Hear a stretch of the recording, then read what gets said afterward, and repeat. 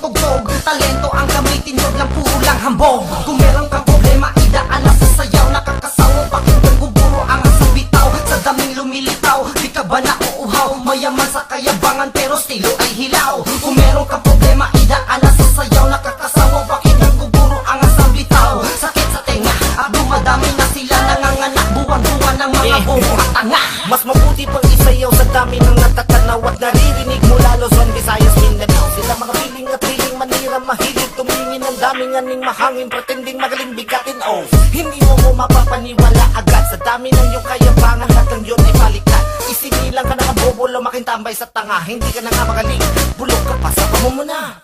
Ano ba nakikita mo? Puro negatibo ko, alam kong paborito mo na ako, pero ayaw mong umidolo. Hater siya, nakita daw sa TV, tanong nakilala ba? Oops, wag magalit, pangit pikon. Mga sipunin, ignorante, tumatain ng piso. Masahol pa sa nakakain ng bato. Bilib ako, hindi sa inyo, kundi sa talento ko at sa aking pustiso.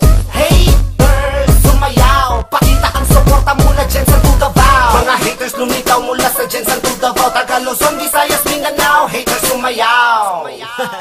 Kung meron kang problema, idaan lang sa sayaw. Nakakasawa, pakinggan guburo ang asang bitaw. Sa daming lumilitaw, di ka ba nauuhaw? Mayaman sa kayabangan pero estilo ay hilaw. Kung meron kang problema, idaan lang sa sayaw. Nakakasawa, pakinggan guburo ang asang bitaw. Sakit sa tenga at dumadami na sila. Nanganganak buwan-buwan ng mga bobo at tanga.